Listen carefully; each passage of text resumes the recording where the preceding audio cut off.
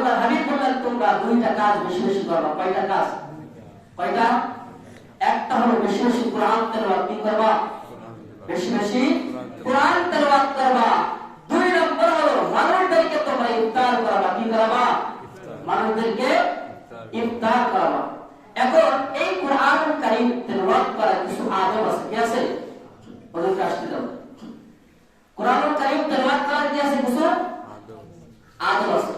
قال رسول الله صلى الله عليه وسلم আল্লাহ হাবিব সাল্লাল্লাহু আলাইহি ওয়াসাল্লাম বলতেছেন মান সাররাহু আই ইউহিব্বাহুল্লাহু ওয়া রাসূলুহু তোমরা যদি আল্লাহ এবং আল্লাহকে যদি আল্লাহ এবং আল্লাহর রাসূলকে সন্তুষ্ট করতে চাও মান সাররাহু আই ইউহিব্বাহুল্লাহু ওয়া রাসূলুহু আল্লাহ এবং আল্লাহর রাসূল ওই ব্যক্তির উপরে খুশি হয়ে যাবেন। কোন ব্যক্তি? যে ব্যক্তি ইয়াকরাউ ফিল মাসহাফ যে ব্যক্তি কোরআনুল কারীম তেলাওয়াত করে, যে ব্যক্তি কোরআনুল কারীম তেলাওয়াত করে আল্লাহর হাবিব বলতেছেন ওই ব্যক্তির উপরে আল্লাহ খুশি হয়ে যাবেন, আল্লাহর হাবিবও তার উপরে খুশি হয়ে যাবেন। কি হবে? আল্লাহ খুশি, আল্লাহর হাবিবও। এখন এই কোরআনুল কারীম তেলাওয়াত করার কিছু আদব আছে। কি আছে? আদব আছে। সূরা নাহলের ৯৮ নম্বর আয়াতের ভিতরে আল্লাহ বলতেছেন ফাইদা ক্রাআতাল কুরআন ফাসতাইদ বিল্লাহি মিনাশ শাইতানির রাজীম যখন তোমরা কোরআনুল কারীম তেলাওয়াত করবা ফাইদা ক্রাআতাল কুরআন যখন তোমরা কোরআনুল কারীম তেলাওয়াত করবা ফাসতাইদ বিল্লাহি মিনাশ শাইতানির রাজীম তখন তোমরা আউযু বিল্লাহি মিনাশ শাইতানির রাজীম পড়ে নেবা। কি পড়বা?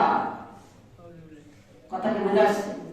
এরপর আল্লাহ পাক রব্বুল আলামিন আবার বলে দিলেন সূরা আলাকের ভিতরে বললেন ইকরা বিসমি রাব্বিকাল্লাযী খালাক সূরা আলাকের ভিতরে আল্লাহ বললেন যখন তোমরা কোরআনুল কারীম পড়বা তখন পড়বা বিসমিল্লাহির রহমানির রহিম। আগের আয়াতে কি বললাম? আগের আয়াতে বললাম আউযু বিল্লাহি মিনাশ শাইতানির রাজীম। এরপর আল্লাহ বললেন ইকরা বিসমি রাব্বিকাল্লাযী খালাক বিসমিল্লাহির রহমানির রহিম বলে তোমরা কোরআনুল কারীম তেলাওয়াত করবা। সর্বপ্রথম আউযু বিল্লাহ পড়বা, এরপর বিসমিল্লাহ পড়বা। এরপরে আল্লাহ তাআলা সূরা মুসাম্মিলের ৪ নম্বর আয়াতের ভিতরে জানিয়ে দিলেন যখন তোমরা কোরআনুল কারীম তেলাওয়াত করবা সুন্দরভাবে তোমরা তেলাওয়াত করবা। ওয়ারাত্তিলিল কুরআনা তারতিলা কোরআনুল কারীম যখন পড়বা তখন সুন্দরভাবে তোমরা কোরআনুল কারীম তেলাওয়াত করবা। কিভাবে তেলাওয়াত করবা? সুন্দরভাবে তেলাওয়াত করবা।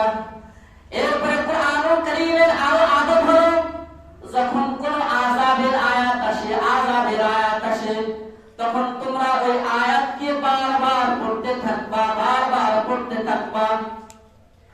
আন আবি যাররিন রাদিয়াল্লাহু তাআলা আনহু قال আন আবি যাররিন রাদিয়াল্লাহু তাআলা আনহু قال আবু যার রাদিয়াল্লাহু তাআলা আনহু থেকে হাদিস খানা বর্ণিত তিনি বলতেছেন قال النبي صلى الله عليه وسلم بآيته قال النبي صلى الله عليه وسلم بآية حتى أصبح ويرددها রাসূল করিম সাল্লাল্লাহু আলাইহি ওয়াসাল্লাম যখন নামাজে যখন তিনি দাঁড়াতেন মাঝে মাঝে তিনি এক আয়াত পড়তে পড়তে হাত্তা আসবাহা তিনি সকাল করে ফেলতেন। কয় আয়াত পড়তে পড়তে?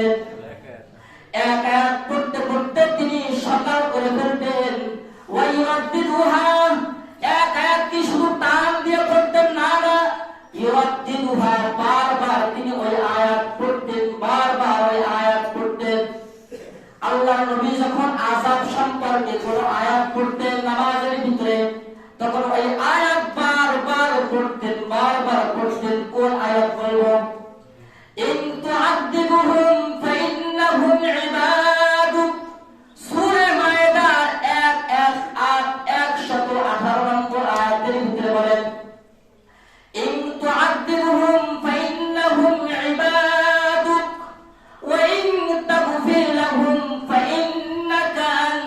আনতাল আজিজুল হাকীম। আল্লাহর কাছে দোয়া করবেন, ইন তুআদ্দিবুহুম ফাইন্নাহুম ইবাদুক। ও পরওয়ারদিগার বিনিয়াস, তুমি যদি শাস্তি দাও, ইন তুআদ্দিবুহুম ফাইন্নাহুম ইবাদুক, তাহলে আমি তো তোমার গোলাম, তুমি কাকে শাস্তি দিবা?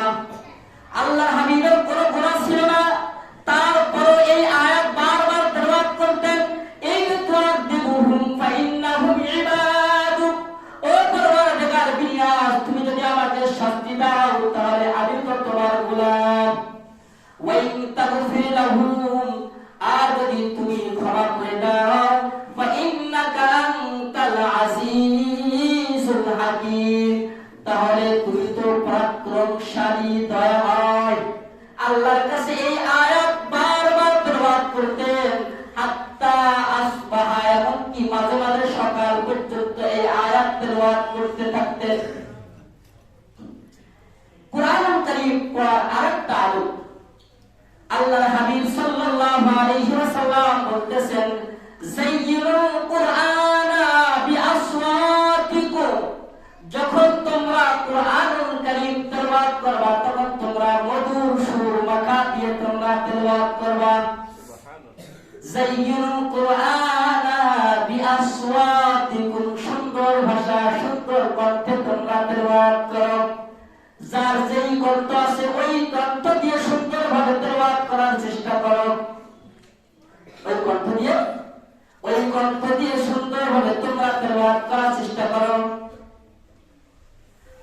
রাসূল করিম সাল্লাল্লাহু আলাইহি ওয়াসাল্লামের সাহাবী মুগীরা ইবনে শুবা রাদিয়াল্লাহু তাআলা তিনি বলতেছেন, রাআইতু রাসূলুল্লাহি সাল্লাল্লাহু আলাইহি ওয়াসাল্লাম, আমি রাসূল করিম সাল্লাল্লাহু আলাইহি ওয়াসাল্লামকে দেখলাম, ওয়া হুয়া আলা নাকাতিহি, যে রাসূল করিম সাল্লাল্লাহু আলাইহি ওয়াসাল্লাম তিনি উটের উপরে সাওয়ারি হিসেবে আছেন, ইয়াকরাউ, তিনি তেলাওয়াত করতেছেন, ওয়া হুয়া হিয়া তাসিরু, আর উট রাসূলকে নিয়ে চলতেছে। রাসূল করিম সাল্লাল্লাহু আলাইহি ওয়াসাল্লামকে দেখলাম উটের উপরে আর উট চলতেছে, রাসূল করিম সাল্লাল্লাহু আলাইহি ওয়াসাল্লাম তেলাওয়াত করতেছে, ওয়া হুয়া ইউরাজ্জিউ, রাসূল করিম সাল্লাল্লাহু আলাইহি ওয়াসাল্লামের কুরআনুল কারীমের তেলাওয়াতের ঢং ছিল, কারি সাহেবরা যেমন ভাবে কোন আয়াতকে তেলাওয়াত করার সময় মাঝে মাঝে আয়াতের ভিতরে একটু ঢেউ দিয়ে দেয়, আলহামদুলিল্লাহি রাব্বিল আলামিন, এমন ভাবে রাসূল করিম সাল্লাল্লাহু আলাইহি ওয়াসাল্লাম কুরআনুল কারীম তেলাওয়াত করতেছেন, আর ওই কুরআনুল কারীম তেলাওয়াতের ভিতরে এমন ভাবে ঢেউ দিতেছেন, ঢেউ। তাহলে কুরআনুল কারীম সুন্দরভাবে তেলাওয়াত করা কুরআনুল কারীমের আদব। এরপরে এখন বললেন, হুজুর কুরআনুল কারীম তেলাওয়াত করার ফজিলত তো শুনলাম, এখন একজন নামাজ পড়তেছে, আপনি তার পাশে একেবারে কারি শুরু, কারি যেভাবে তেলাওয়াত করে একেবারে মাথা থেকে মাথা সমান করে যারা যারা নামাজে আছে সব ডিস্টার্ব করবে, তাই না? সিস্টেম কি দেখেন, قال رسول الله صلى الله عليه وسلم الجاهر بالقرآن كالجاهر بالصدقة। الجاهر بالقرآن, कुरान के जोरे पढ़ान, कुरान करीम जोरे तेलाওয়াত করা, কালজাহিরি বিসসাদাকা, প্রকাশ্যে দান করার মতো, কার মতো? আল জাহির বিল কুরআন, কুরআনকে জোরে তেলাওয়াত করা, কালজাহিরি বিসসাদাকা, প্রকাশ্যে দান করার মতো। প্রকাশ্যে দান করলে সওয়াব হয় না? মাঝে মাঝে সওয়াব হয় না, আরো গুনাহ হয়, কিন্তু অনেক সময় প্রকাশ্যে দান করলে আমার মাধ্যমে যদি আরেকজন উৎসাহ হয় তাহলে সওয়াব হয় কিনা? এর জন্য আল্লাহর হাবিব বলেন, আল জাহিরু বিল কুরআন কাল জাহিরি বিসসাদাকা, প্রকাশ জোরে জোরে কুরআনুল কারীম তেলাওয়াত করা, এটা প্রকাশ্যে দান করার মতো। ওয়াল মুসিররু বিল কুরআন, আর গোপনে গোপনে আস্তে আস্তে কুরআনুল কারীম তেলাওয়াত করা। ওয়াল মুসিররু বিল কুরআন কাল মুসিররি